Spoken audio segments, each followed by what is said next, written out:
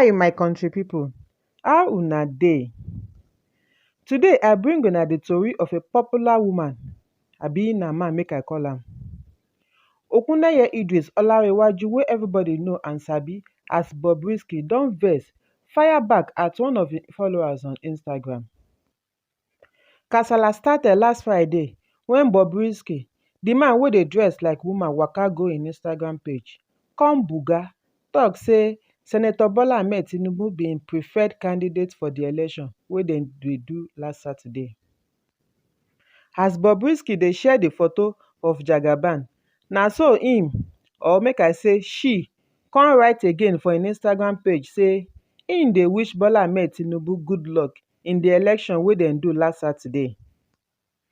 Na so BOBRISKY write further say make anybody or fan no criticize am because im dey endorse the former Lagos State Governor. Make I quote BOBRISKY: "Good luck tomorrow, my own president, at official Asiwaju bat. Nobody should come for me for picking my own candidate.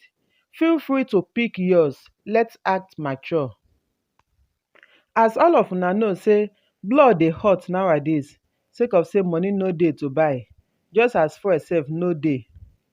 Maybe na im come make people begin bombard BOBRISKY with plenty negative comments for the sections wey people dey take react for social media. In fact, dem curse BOBRISKY wella sotey tell am say im no get eye endorse the right candidate. As the kasala dey hot reach, BOBRISKY sef just dey reply say im don already get ready to fire back to the followers back to back. As many fans dey react to wetin BOBRISKY post, one fan wey call im Instagram handle @U.S.A talk say im no dey surprised say BOBRISKY dey write dat kind confusing thing because im gender sef dey confusing. Dat comment no sit down well for BOBRISKY belle as e sama the fan back come write say im no fit exchange argument with person wey be pig and that im get money well well for pocket, so therefore im no fit follow pig drag matter. Hey! Make I show una how dem take play with words for Instagram like table ten nis.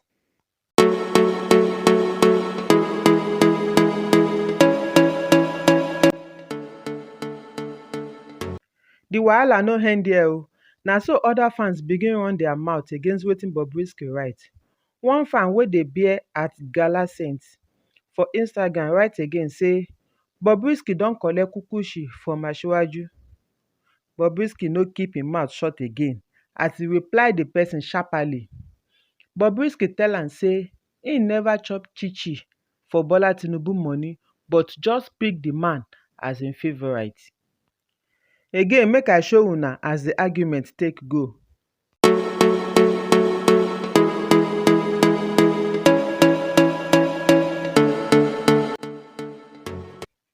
BOBRISKY never get liver show im true colour for the person wey im go vote for among Peter Obi of Labour Party, Bola Tinubu of APC and Atiku Abubakar of PDP until when im come write the post put for im Instagram page.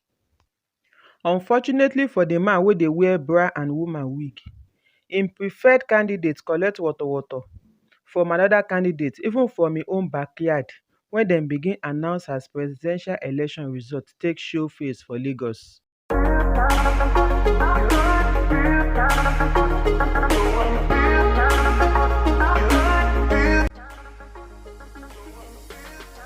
If una gbadun dis gist, make una help us subscribe, like, comment and share so that we go dey notify una as other gist dey shele. And for my people wey don already subscribe, no forget to turn on your notification bell icon so that sharparly dem go dey notify you as we dey upload new video.